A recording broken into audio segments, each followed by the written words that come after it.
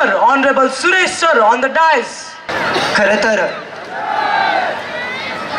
रस किती असतात? 9.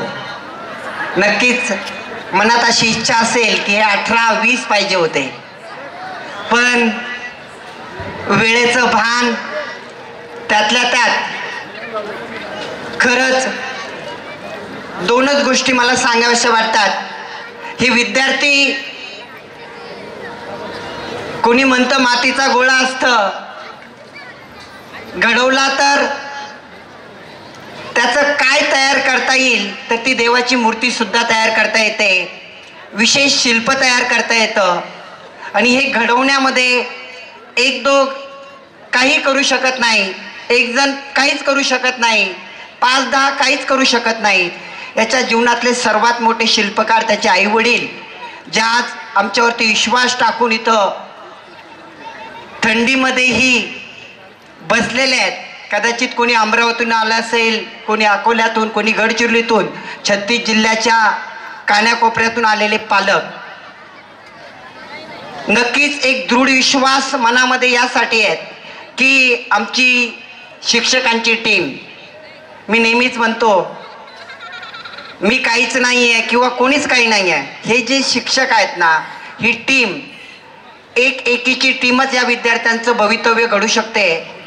आताच या प्रोग्रामच्या माध्यमातून थोडक्यात सांगेल, 6 महिन्यात या सगळ्या गोष्टी, 250 मेडल असतील, वेगवेगळ्या परीक्षेमध्ये, नॅशनलची अशी कोणती परीक्षा नाही आहे की तिथं शाळेने नाव त्या ठिकाणी झळकावलं नाही.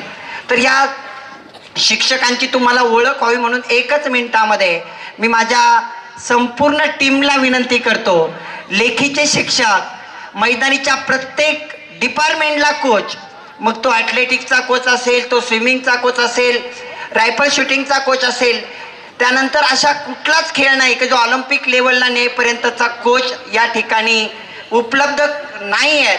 आणि ते खरे विद्यार्थ्यांना घडवणारे सर्वांना एकदा आपल्याला भेटू घालायचं आहे. म्हणून मी सर्व शिक्षकांना एकदा, सर्व तर येता येणार नाही शक्य, कारण मुलाकडे पण शिक्षक आहेत, तरी जेवढे शक्य तेवढे लेखीचे टीचर आणि मैदानीचे टीचर इथं यावं. आपल्याला एक सर्व पालकांना नमस्कार करायचा आहे.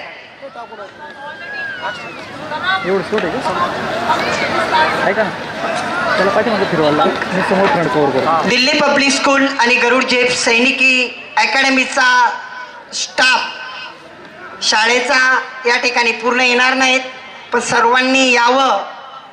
या कार्यक्रमाची थीम न भूतो न भविष्यती या सर्व शिक्षकांनी घडून आणली.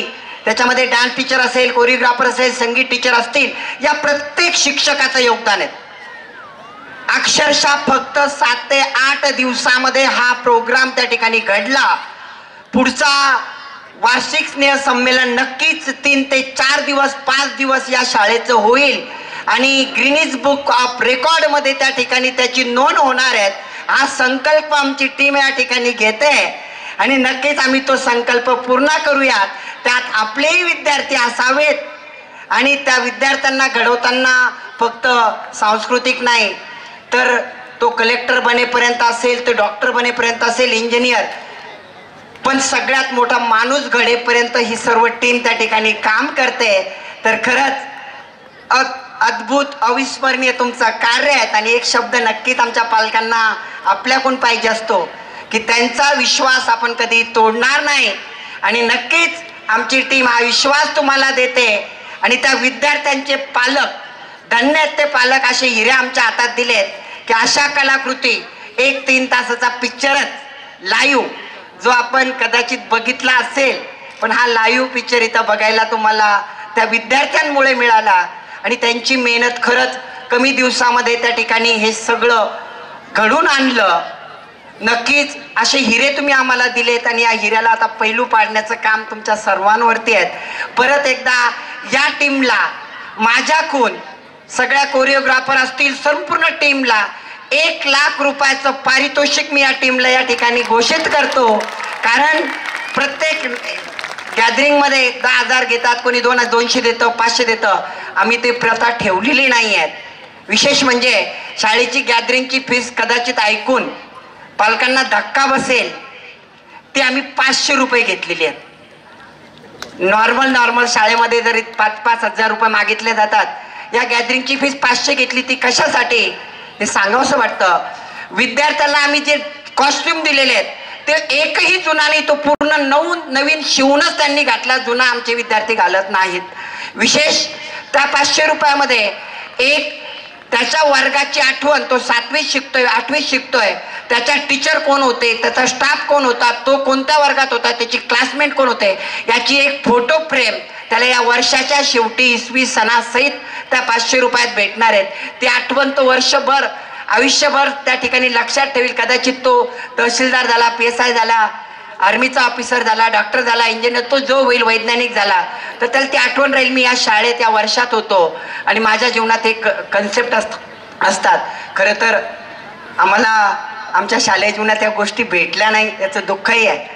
पण त्या प्रत्येक गोष्ट आपल्याला त्या विद्यार्थ्यांना द्यायची की कदाचित ती जपान, अमेरिका इथंही देऊ शकत नाही, त्या संस्कारासहित देण्याचं कार्य ही टीम करतायत.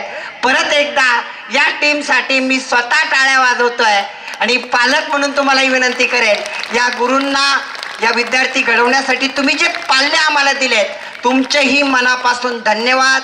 आणि या टीमला अजून बरीचशी टीम खाली आहेत, कदाचित कोणाचं नाव राहिलंय कामामध्ये, काही टीमला आम्हाला खाली ठेवावं लागलं. ती मॅनेजमेंटची असेल, इन्क्वायरी डिपार्टमेंट असेल, गेटवरचे सेक्युरिटी इथे येऊ शकले नाही, त्यांचा पण वाटा असतो, कारण विद्यार्थी एकाकून घडत नाहीत. कॅन्टीनमधला स्टाफ असेल, आता तुम्ही गेल्यानंतर परत त्या मुलांना जेव घालण्यापर्यंत त्या स्विमिंगमध्ये आता तिकडे टँकवरती थांबलेले आहे, कदाचित तिथे कोणती घटना घडू नये त्यासाठी असेल, त्या रायफलच्या याच्यामध्ये असेल, तिथे कोणी काही रायफल चालू, अशा काही गोष्टी असतात. त्या स्टाफला मी इथं बोलू शकलो नाही, त्यांचेही इथून आभार मानतो आणि पुढील कार्यक्रम तुम्ही चालू ठेवावा. संपूर्ण टीमला खरंच खूप खूप त्या ठिकाणी शुभेच्छा आणि धन्यवाद पण तुमचे, कारण एवढी मेहनत तुम्ही घेतात आणि याच्यात अजून मेहनत घेऊन पंखात बळ तुम्हाला भरायचं आहे. धन्यवाद.